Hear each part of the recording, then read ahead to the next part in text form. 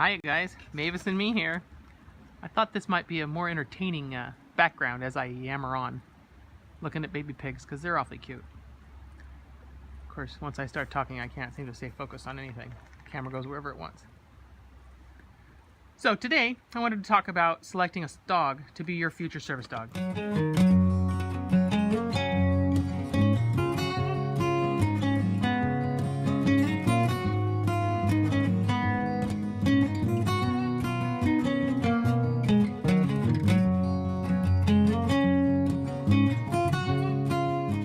There are many things to consider, and I'm just going to be hitting on the most obvious ones. If you're planning on owner training your future service dog, you really need to do a ton of research. You should be relatively confident in your ability to train a dog. You must have goals, and you should be open to asking for help if you need it.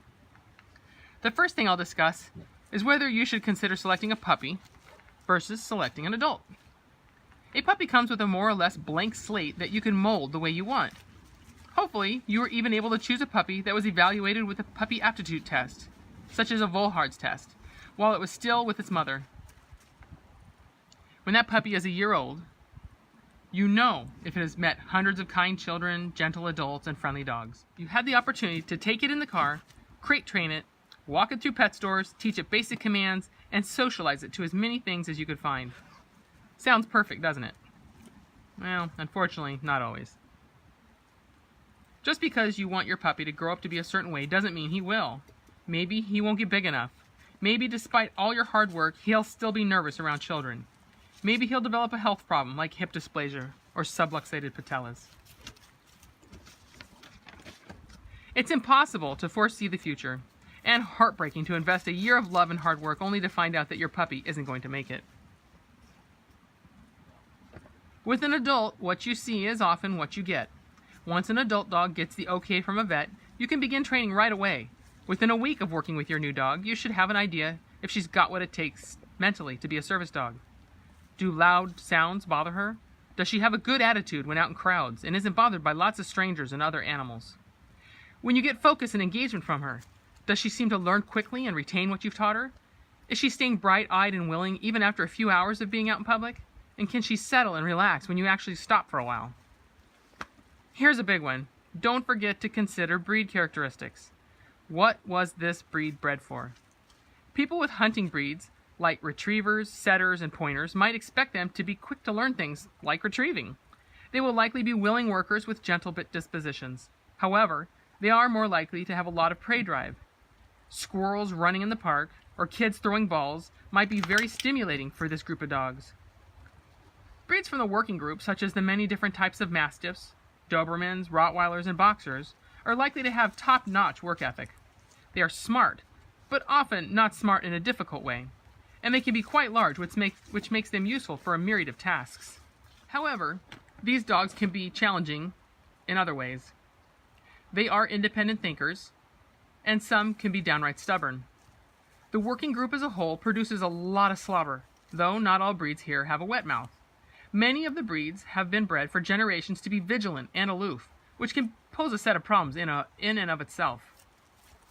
The herding group has some of the true canine scholars in it, such as the German Shepherd, Belgian Malinois, Border Collie, Corgi, and Australian Shepherd. Training these breeds can be fantastically easy due to their high intelligence and willingness to learn new things.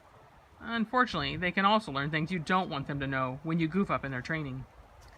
These dogs can be packed full of prey drive, and might find a running cat or screaming children incredibly distracting.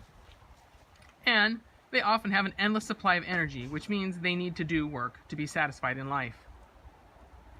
If you need a dog for mobility, bracing, or counterbalance, it's important to consider the size and strength of that dog. A person who's 5'9" shouldn't be using a Cocker Spaniel for bracing. If you know you will be pressing down on your dog's shoulders every time you get up, make sure to get a powerful dog that can handle that kind of pressure.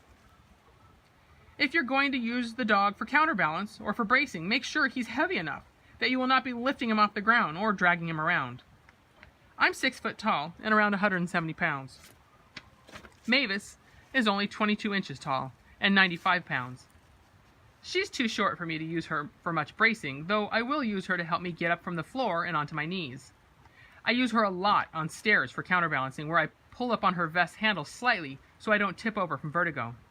She helps with mobility to gently pull me upstairs and provides me with something to balance against on the way back down. Another question to ask is, how meticulous are you? Does fur get on your nerves? Does slobber make you want to gag? Different breeds have different requirements in terms of grooming. A popular breed to use for service work is the poodle, due to its general hypoallergenic properties, the lack of shedding, and its high intelligence. However, you will be looking at a whopper of a grooming bill every 6 to 8 weeks, unless you're up to the task of grooming one for yourself. Some folks prefer a doodle, which can be a cross between a poodle and another breed like a Labrador or a Golden Retriever. These dogs are a nice compromise in terms of grooming, yet many retain the hypoallergenic characteristics of the poodle. If the sight of drool makes you queasy, you probably want to stay away from the Mastiff type dogs. Training Mavis is as much a skill of teaching her new things as it is of just keeping a hold of her treats. My hands get so slimy that it's difficult to keep a hold of a clicker and pull treats out of my bag and get them to her fast enough. My treat bag literally has a loop for a hand towel, and I never leave home without it.